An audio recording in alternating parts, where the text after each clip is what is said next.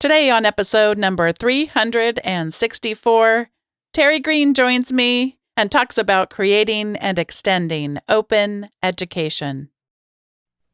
Produced by Innovate Learning, maximizing human potential.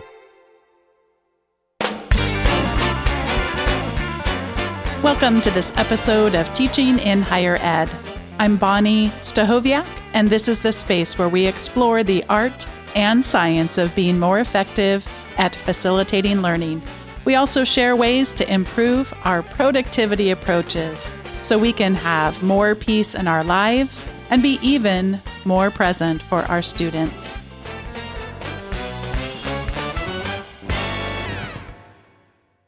I'm so glad to have Terry Greene joining me for today's episode. He's an e-learning designer at Trent University. He's also the host of two podcasts, Getting Air, the Open Pedagogy podcast, and Check the OL, liner notes for groundbreaking online learning, co-hosted with Anne-Marie Scott. He holds a BEd in elementary education from the University of Alberta and an MSc in instructional design and technology from the University of North Dakota. He's interested in both the cutting and trailing edges of uses for technology in education, especially those that increase the human element in technology-enabled learning. Hint, hint, those are probably the more open ones. Terry Greene, welcome to Teaching in Higher Ed. Thanks for having me. I'm honored to be on this list of guests. I'm excited to chat. I am somewhat intimidated, as you know, by having you here because you are such a superb interviewer and storyteller through that process and other processes, and you do such an amazing job with preparing episodes. And so anyway, I'm just glad I got over myself and you're here, and I'm so glad to be having this conversation. To start out, we have so much to share today, but to start out, I'd love to just go big and ask you, how do you come up with ideas? I think you just have to wait for them. It's very strange to say, but Gardner Campbell, my favorite keynote ever was the opening keynote at Open Ed 16 in Richmond, Virginia. It was all about insight, but the insights came from letting them happen. Like there's actual gamma rays happening or gamma waves. I don't even remember, but the whole story was based on this insight a smoke jumper had to save his own life in a forest fire, that the others didn't listen because it sounded so crazy, and it worked. He started a fire to save his own life, and the others perished. Obviously, that's terrible. But the insight was unbelievable, and so the answer to me is, you just got to keep taking things in, follow paths you're interested in, but wait for the insight to happen, and then act on it when it comes. I'm going to have to look and see if that's available. I suspect that's probably available somewhere. I believe Robin DeRosa periscoped it. I don't even think Periscope is a thing anymore, but you would basically live stream from your phone. And it's actually a decent version, and I think I'll be able to find it. Oh my gosh. So before we started recording, you even just, once again, this is not new for me or you because you do this kind of thing all the time, but you noticed that this is episode 364, and then you said, hey, well, you're one episode away from being able to have someone listen to an episode every single day for an entire year. And just what you just shared about Gardner Campbell's insights for you reminds me a little bit of the Mary Oliver quote about pay attention, be astonished, tell about it. And I think some of that, what you're describing, is reminding me a little bit just of the importance of paying attention before you even, I think sometimes we just try to go straight for it, have the idea. Yeah. And I don't see that with you, that pressure. It's almost like you can live without that pressure and just pay attention and then see what emerges. Because I don't think I ever would have noticed that about it. It's just, and you constantly seem to be paying attention and then being astonished. And you seem to be a person full of joy in those noticing of things and then telling about them. I think that joy is a key word of something missing in education a lot that doesn't have to be. And I do look for that and wait for it and share it when I see it. Well, we're going to get to hear about a few of these projects and creations of yours. And I know that, I shouldn't say I know that, My suspicion is you don't do anything alone. There's always other people involved. So this first project that we're going to talk about, I know, is definitely one of those ways. But let's just back up a moment and have you start by telling us, what is a patch? A patch, I think, is a piece of a bigger thing. So like a patch of land is a piece of a bigger, maybe a bigger farm or ranch or something. And a patch on your jean jacket, like a Wu-Tang or a Led Zeppelin patch, is a probably a piece of a collection showing a greater collection of things, I think. And what's a patch book? A patch book is a collection of works by not just one person, but many people, everybody choosing one topic that they are drawn to share their take on. And, so if you get 20 people to do that, you have 20 patches, put them together, you got a patch book. And finally, we're actually not even finally, the next question, what's an open patch book? The open part means it's, I think that's part of everything there, is that is shared openly with an open license, Creative Commons license, and everybody understands that before they contribute to it. And this open patch book, well, there's two of them, is meant to be a community quilt of learning or teaching, that you get enough together, put them together into one thing, and it covers not everything, but covers you for that topic. And I know that creating an open patch book has had some unexpected benefits for you. Would you talk a little bit about some of the fruits of your labor? Yeah, I do think well, first of all, it's the act of collecting patches and connecting with people who want to contribute has grown my own personal professional learning network greatly, which has been very beneficial. But this in 2019, and here's a promotion of being a self-promoter once in a while, not overly, but I saw a nomination form for the Open Education Global, the OE Global Awards, the Open Pedagogy Award. And I was like, well, I kind of think the patch book might be in there as something to consider for that award. Why should I wait to see if someone else would nominate me? I'm going to nominate myself. It said self-nominations are welcome. So I did. And I won the Open Pedagogy Award for 2019 from OE Global, and just so happened to be in Milan, Italy. So I was able to go. I brought my 18-month-old daughter with me, and it was like the end of 2019. So it was literally a couple months before, like, Milan got ravaged pretty bad by COVID. So the timing was very lucky because it was just before. It was the last trip I ever took, and it was really neat. Like, not only to get the award, but to see the people who do open education at a global scale in person and hang out. It was awesome. So you, like me, like podcasts. You not only listen to them, but you also create them. Would you tell us about a couple of your podcasting projects? For sure. The main one is called Get in Air. It's the Open Pedagogy podcast. So the idea is to connect with someone who does work in open education and get them some airtime to share with my audience about their work and the projects they're working on and what they're excited about and how they do their open education thing, which is really cool because I get to connect with them and meet them and even grow my network there that way too, which is a self-serving thing about it. But also, I think for those who listen, they get a sense of who out there is doing interesting work that they might want to connect with on projects and stuff. So that's the idea with that one. And then what's the other one that you are doing with Anne-Marie Scott? Yeah, so Anne-Marie Scott's deputy provost at Athabasca University, which is Canada's, the open university in the UK. It's kind of Canada's distance university. And so basically I was last summer just building online courses like crazy, had a lot of free time for my ears. So I was just listening to a lot of hip hop and kind of rekindling my love for it that I had at a young age and kind of lost it for a while.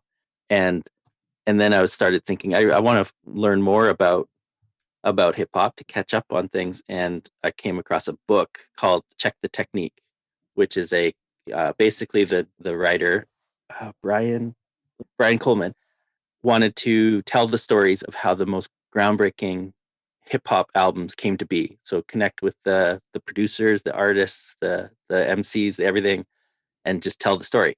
And there's two books of it. There's a volume 2, and it's just like I just devoured it, and it was so interesting. And I started to see connections between that and creating an online course, which is what I was focusing on doing, and how technological hip hop was, and how groundbreaking and innovative, and collecting things from the past and sampling it. Like I saw that you could do that in developing online learning. So I kind of ran the idea by Anne Marie Scott one day, saying, like, could there be a similar book here, not for hip hop, but for groundbreaking online learning? And she said, sounds cool. Let's write a book. And I said, this is going to be fun. Let's do it as a podcast first, just to start to connect. So this is a podcast trying to work its way into a book. So at this point, we have 8 kind of online learning experiences covered, 2 more planned for our first season. Courses like the courses that Laura Gibbs, the online course lady, who just that's her Twitter handle, who just keynoted the OER and the domains conference. She does just amazingly works the way myth and folklore are woven together, and she developed the course like the way that the internet is woven together. Like it's just there's so far 10 different projects that are just like mind-blowing how they've done it. So that's the idea. We're podcasting our way into a book by collecting the stories of the most groundbreaking that we think of online learning experiences in its history. So if you think back to the work that both of these podcasts have represented, what both for starting out for open education and for online learning, so you get to have 2 answers here. What's an often confused idea, concept, technique, something that people are generally confused about as they begin their learning journey in either of these domains? Well, maybe with open education is that it's binary, whether I'm open or not. And that's totally untrue. I like to think most educators are ajar, like they're slightly open as long as you're sharing stuff. And I think there are people in the open education realm that are too militant about what open means, and you just get stuck in mud that is silly. Like, are you willing to share some of your work? I think you're an open educator. Whether or not what you've shared properly fits the 5 R's of open or not, maybe some of us that are already in there that understand that can help you get there, but not shutting the door to, like, I think you can really turn people off real quick if they're like, oh, that's not fully open. Well, I'd be like, well, then I'm not fully open. Bye-bye. Some people would be like that, and I wouldn't blame them. So I would say, yeah, everybody here that thinks they're in the open education world should just be, and they mostly are, absolutely welcoming of people in, even if they don't want to call themselves an open educator, but just want to dabble. That's great, I think. Yeah. And a point of confusion with online teaching and learning. Oh, yes. Yep. So I think the point of confusion is I don't know if it's confusion, but the debate is often async versus asynchronous versus synchronous, and how to do that well, and why one might be better than the other, one might be harder than the other. And we were talking about it before we recorded, that I put my hat in the ring for the debate, if we were to have a debate about asynchronous versus synchronous. All right, we have one last project and last set of questions. Tell us about the MOOC that you're doing to extend one of your other projects. So I spent a couple of years on a secondment to an organization called eCampus Ontario, which serves all the public universities and colleges of Ontario, which is the largest province in Canada. So there's 45 institutions. And the institution is there to serve the enhancement of teaching and learning online and with technology. And for the most part, they're trying to provide shared services and a portal to online courses and stuff, but they made one course themselves. to offer called Ontario Extend. And the idea is that it's a micro credential. The idea is if you finish it, you get the Empowered Educator Badge, meaning you are empowered to teach in the 21st century. You're empowered to teach with technology. I was the program manager for that program when I was at eCampus. Now I'm at Trent University in Trent Online. And we've been kind of hyping up the idea that we would run a cohort of the MOOC from Trent, but inviting anybody in the world to join us to do it together. You can do it anytime you want because it's an open educational resource. It's got an open license. You could go and do it on your own anytime. But it's more fun to do it with friends. And just doing it together, we've invited people from all over the world. There's people from all over Canada and the States. There's some people coming with us from Africa. It's not huge. We call it a lowercase m MOOC, meaning it's open online course. But we have people chatting every day, doing daily stretch warm-up activities where we just get people thinking about what's their favorite book to do with pedagogy, what's your favorite icebreaker, stuff like that. And then people also share their work. So you're not, it's an open educational resource steeped in open pedagogy. So if you do some work, you don't just submit it to a Dropbox that nobody sees it, but the person giving you feedback, everybody sees it if you're comfortable with that.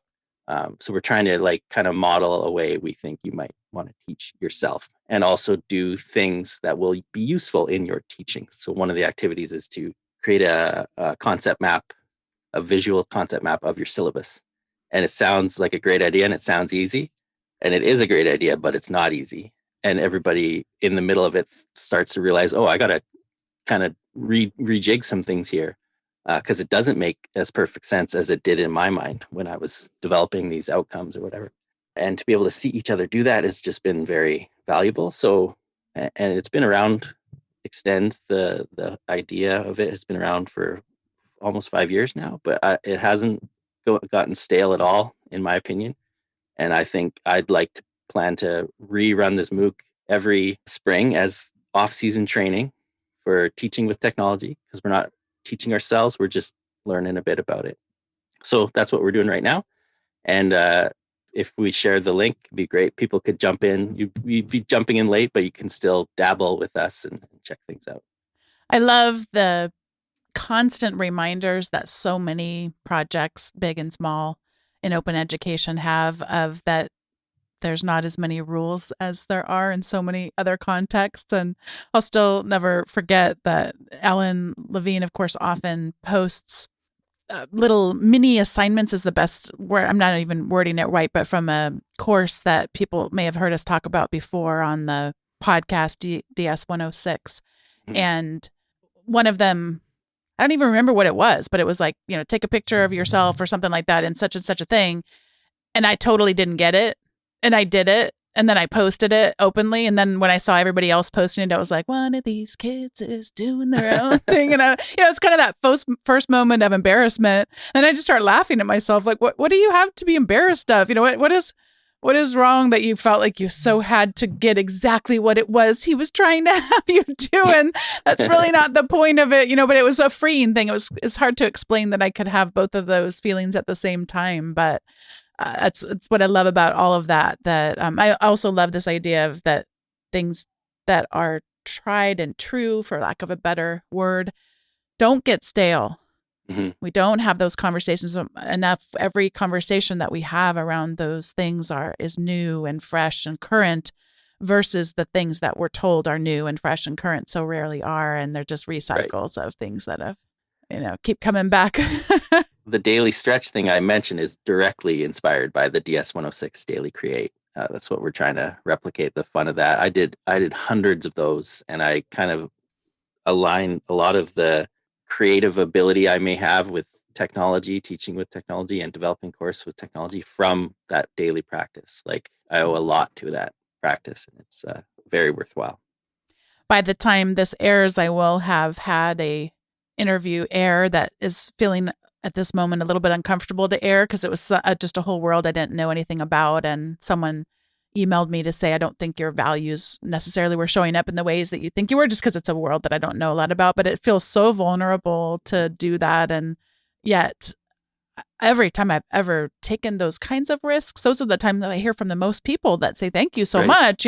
One time I cried on the podcast about course evaluations, and that is still to this day, that was years and years ago, but still to this day, the most I've ever heard from people in writing about Wow. just how I connected with them. So yeah, living out in the open feels terrifying sometimes and also exhilarating at the same time.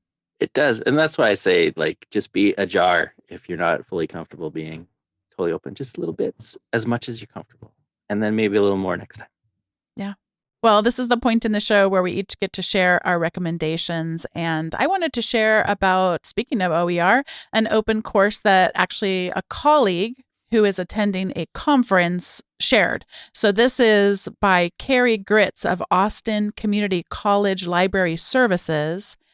The course is ACC Learn OER. And it is a wonderful introduction to open education.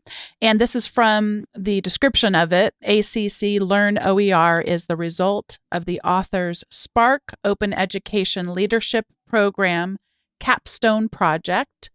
And she writes a special thanks to Austin Community College Administration, TLED, and Library Services for their support of this project.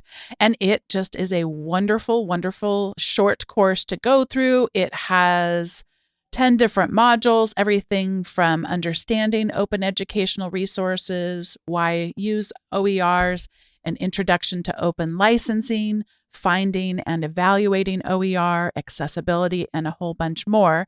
It's just a wonderfully accessible course to get in there and learn some of the vocabulary, some of the ways things work. And I think a really easy way to get in and start to learn how you might be able to incorporate OERs. And just as Terry was describing earlier, I think this really lives up to many of the principles involved in open education, such that she says you can just take it. It's built on Google websites, so you can take it and then make a copy of it, and then you could edit it for your own purposes. And so that's what oftentimes these licenses allow us to do.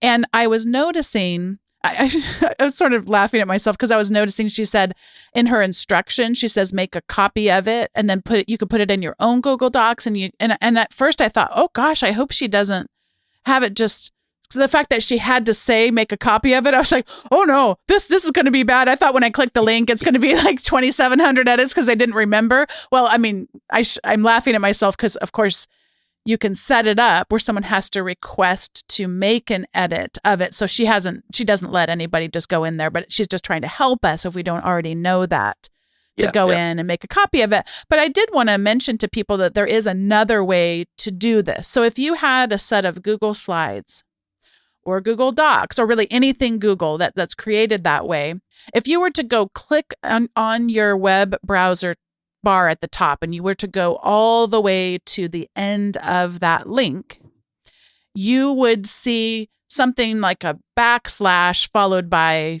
either edit, or it depends on what you're doing, if you're viewing it or editing it. And that's a little trick that in so many of the Google sites, all of them that I've ever heard of, that if you were to take away everything after that final backslash that is the link, so getting rid of the word edit, getting rid of any other additional numbers, whatever variables are there, but keep the last backslash there, and then type the word copy. If you then copy the link, all of it, not just the word copy, but you copy that entire link, instead of someone having to know how to go make their own copy, it just does it. That link produces a copy of it inside of, if they're logged into Google Docs, for example, or logged into Google Slides, produces that copy there. And then it kind of saves them a little bit of a step. So the other one that you can do in the same trick is to the same idea of getting rid of everything after that final backslash, not the word edit. So take the word edit out, anything else that's after it, and put the word view.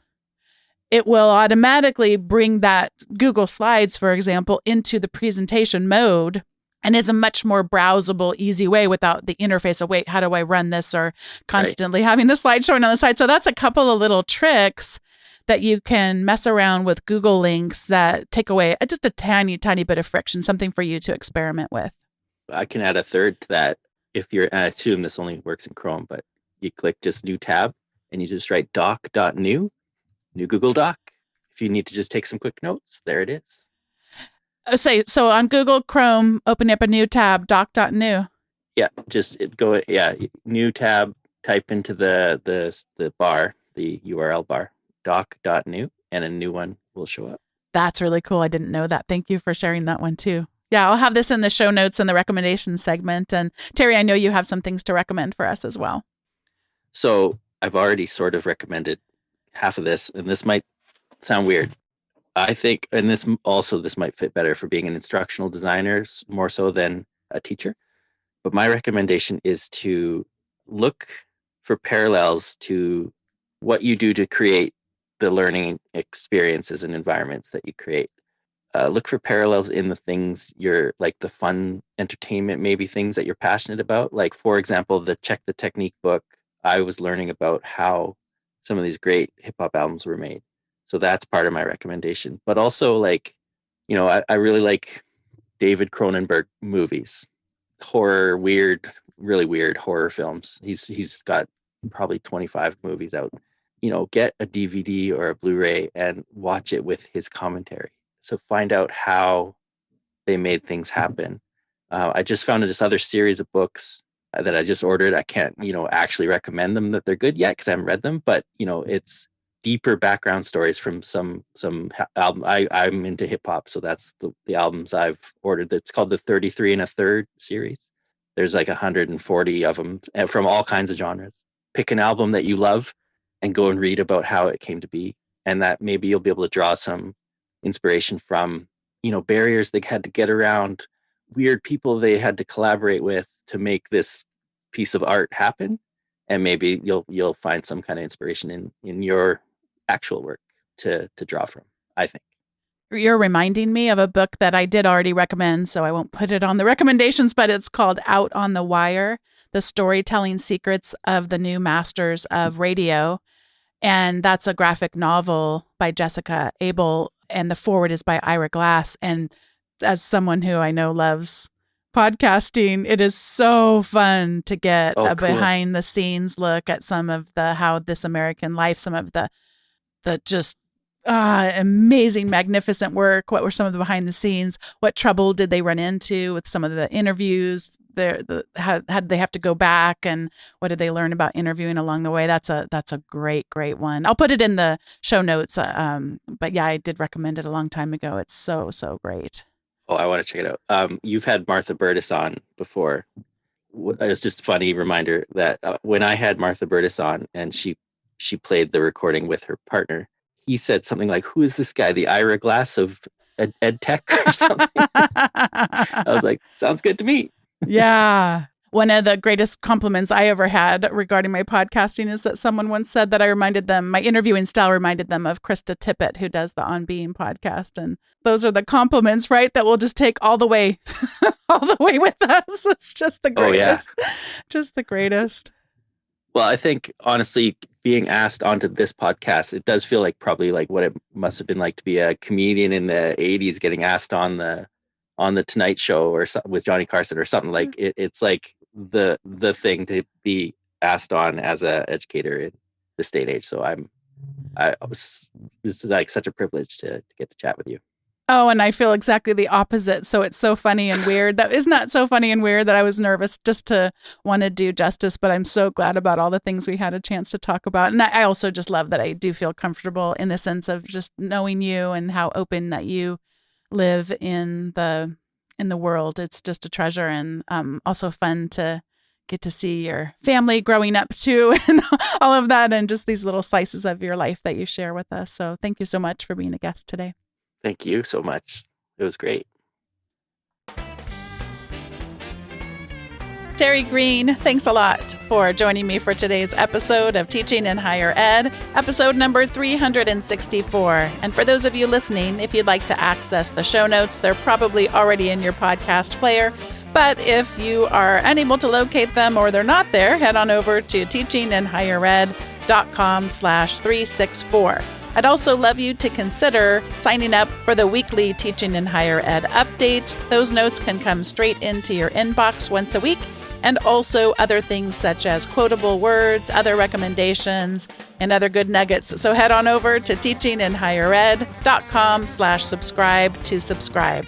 If you'd like to connect with me on Twitter, I'm at Bonnie with no E, BONNI 208.